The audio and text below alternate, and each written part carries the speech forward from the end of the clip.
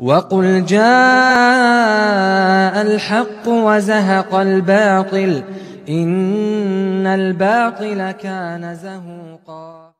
جعفر صادق ایک بہت بڑے امام ہیں، آل بیت میں سے ہیں، نبی کریم صلی اللہ علیہ وسلم کے خاندان میں سے ہیں، اور قریب کروں میں آپ کو امام ابو حنیفہ کے استاد ہیں رحمت اللہ علیہ۔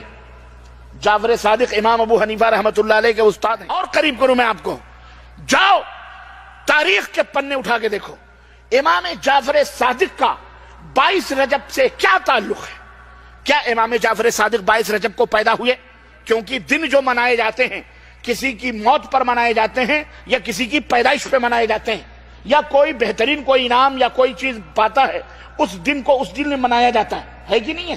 تو جعفر صادق کی جو نیاز 22 رجب کو کی جاتی ہے، سوال یہ پیدا ہوتا ہے کہ کیا جعفر صادق 22 رجب کو پیدا ہوئے؟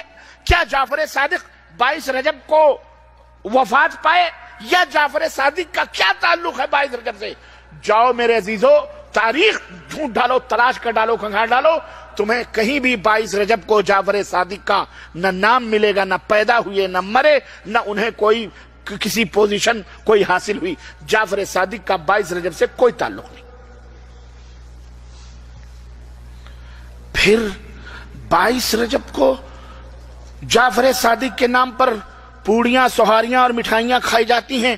اب یہاں پر میں آپ کو ایک اور حقیقت بتاتا چلوں، یہ بڑی دکھ بھری کہانی ہے اور بڑی دلدوز داستان ہے جو تمام بدعتوں کے ساتھ جڑی ہوئی ہے، چاہے وہ عید میلاد النبی ہو کہ نبی کی وفات پر ظالموں نے جشن منانے کے نام پر یہودیوں نے ہمیں جشن منانے پہ لگایا ہوا۔ میں آپ کو بتاتا ہوں 22 رجب کا جعفر صادق سے کیا رشتہ ہے، رب کی قسم ہے، کعبے کے رب کی قسم ہے، جاؤ تاریخ اٹھا کر کے دیکھو، کہیں بھی تمہیں کوئی ثبوت نہیں ملے گا کہ 22 رجب کو جعفر صادق پیدا ہوئے ہوں، یا 22 رجب کو جعفر صادق انتقال کیے ہوں، یا 22 رجب کو جعفر صادق کا کوئی تعلق رہا ہو۔ کہیں بھی جعفر صادق کا 22 رجب المرجب کو جس دن کوڑے بھرے جاتے ہیں کوئی تعلق، کوئی رشتہ نظر نہیں آتا۔ ہاں، ہمیں ایک تعلق ضرور نظر آتا ہے 22 رجب المرجب سے۔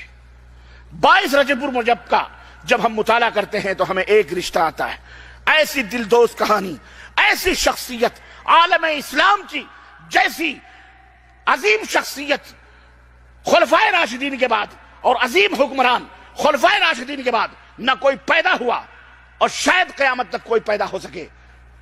وہ شخصیت کا تعلق 22 رجب المرجب سے ہے، وہ شخصیت جو بلا شرکت غیرے، تاریخ کے حوالے سے بلا شرکت غیرے، وہ عظیم شخصیت جس نے 20 سال تک پورے عالم اسلام پر تنہ تنہا حکمرانی کی تھی، اور جس نے باطلوں کے آنکھوں میں آنکھیں ڈال کر پنجہ آزمائی کرتے ہوئے ان کے ناطقے بند کیے تھے، خوارج کے فتنے ہوں، روافض کے فتنے ہوں، بدعتیوں کے فتنے ہوں یا بلوائیوں کے فتنے ہوں، اس عظیم شخصیت نے سب کے گلے دبوچے تھے۔ وہ شخصیت، عظیم شخصیت، قرآن آسمان سے اترتا تھا، پیغمبر اسلام کے صحن میں پیغمبر اسلام بیٹھے ہوتے، حکم دیتے، اے فلاں یہ اللہ قرآن نازل فرما رہا ہے، تم اس کو تحریر کرو۔ نبی کے پہلو بہ پہلو بیٹھی ہوئی وہ شخصیت قرآن تحریر کر رہی ہے، لکھ رہی ہے۔ وہ شخصیت جو پیغمبر اسلام حضرت محمد الرسول اللہ صلی اللہ علیہ وسلم کے نسبتی برادر بھی ہیں، جن کی ہمشیرہ محترمہ نبی کائنات صلی اللہ علیہ وسلم کی زوجہ محترمہ ہیں، جو ہم مومنوں کی ماں کہلاتی ہیں۔ وہ شخصیت جو قیامت تک آنے والے تمام مومنوں کے ماموں کہلاتے ہیں۔ وہ شخصیت جو بلا شرکت غیرے 20 برس تک جس نے حکمرانی کی تھی، تمہیں پتا ہے وہ شخصیت کون ہے؟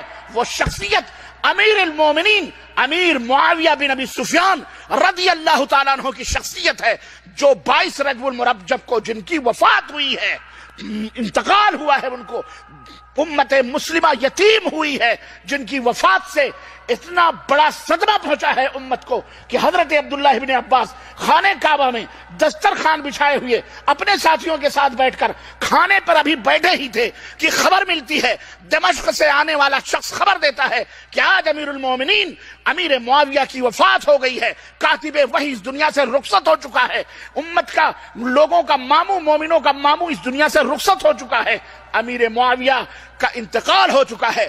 حضرت عبداللہ ابن عباس دسترخوان کو سمیٹنے کا حکم دیتے ہیں، دسترخوان سمیٹ دیا جاتا ہے، سوگ منایا جائے. کیوں؟ اس لیے کہ ایک عظیم حکمران آج اس دنیا سے گیا ہے. اس کا تعلق 22 رجب سے ضرور ہے، اس کا تعلق 22 رجب کو ہمارے تمہارے ماموں، مومنوں کے ماموں کا انتقال ہوا ہے. اب سوال یہ پیدا ہوتا ہے، وفات پر پوڑیاں کھائی جائیں، مٹھائیاں تقسیم کی جائیں؟ اللہ، ضرور کوئی نہ کوئی سازش ہے، ضرور کوئی نہ کوئی سازش ہے. یہ رافضی شیعوں نے ایجاد کری اس رجب کے کوڑے کو اور نام دیا امام جعفر صادق کا. نام دیا کس کا؟ 22 رجب کو. 22 رجب کو جعفر صادق کا کوئی تعلق نہیں، لیکن نہیں، رافضی شیعوں کو جو یہودیوں کے ایجنٹ ہیں، جو یہودیوں کی پیداوار ہیں، انہوں نے دیکھا کہ ہمیں خوشی منانی ہے، خوشی منانی ہے. کیوں؟ اس لیے کہ امیر معاویہ جن کو وہ اپنا دشمن سمجھتے ہیں، معاویہ سے بدلہ لینے کا سب سے بہترین موقع ملا ہے. کسی کو نہیں معلوم. ایسا کرو 22 رجب کو جعفر صادق کے نام پر اس فاتحے کو ایجاد کر دو. یہ فاتحہ ہندوستان میں پیدا ہوئی ہے. جعفر صادق کے کنڈے ہندوستان میں پہلی دفعہ بھرے گئے جب ایرانی شیعوں نے آ کر کے ہندوستان پہ قبضہ کیا.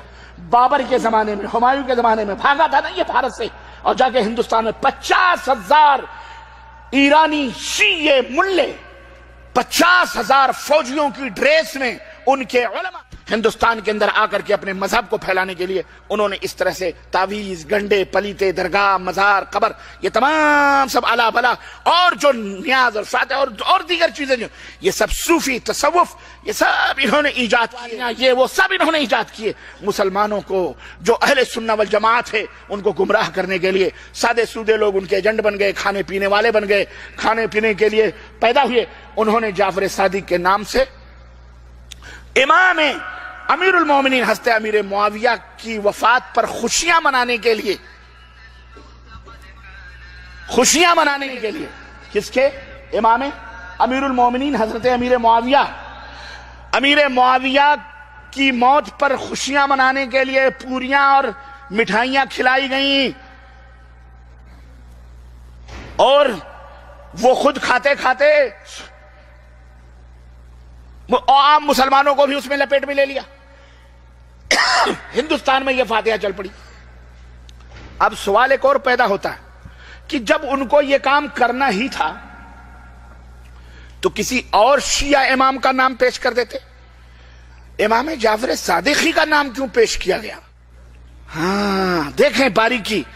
اس لیے کہ جعفر صادق ایک ایسی شخصیت ہیں، اگر دوسرے اماموں کا نام پیش کیا جاتا تو لوگ کہہ سکتے تھے کہ یہ امام باقر ہیں، یہ شیعوں کے امام ہیں، یہ رضا علی ہیں، یہ شیعوں کے امام ہیں، امام فلاں ہیں، یہ شیعوں کے امام ہیں. امام جعفر صادق تو وہ امام ہیں جو امام ابو حنیفہ کے بھی امام ہیں. کس کے امام ہیں؟ امام ابو حنیفہ کے بھی استاد ہیں. نام ایسا کامن پیش کرو کہ سانپ بھی مر جائے، لاٹھی بھی کام بھی ہو جائے. یہ فاتحہ سنیوں میں بڑی آسانی کے ساتھ گھس سکتی ہے. ارے بھائی امام جعفر صادق کون ہیں؟ مولوی بتائے گا ہمارے امام صاحب کے، امام اعظم کے استاذ محترم ہیں. ہاں پھر تو وہ بھی محترم ہیں. خلاص ان کے نام کی نیاز چل گئی، کوڑے چل گئے. عقیدت میں کوڑے تو چل گئے، لیکن ان کا مذہب بولو کھانے کی چیز تھی، استاد کے نام کی کھا لی. تو مذہب بھی اپنا لو نا. مذہب کیا برا ہے؟ امام ابو حنیفہ کے استاد ہیں تو استاد کا مذہب بھی اپنا لو. اپنائے ہوئے ہیں، وہی ہیں سب چٹھے بٹھے. یہ ہے الرسول اذا يبسم ترى الارض نورا فلا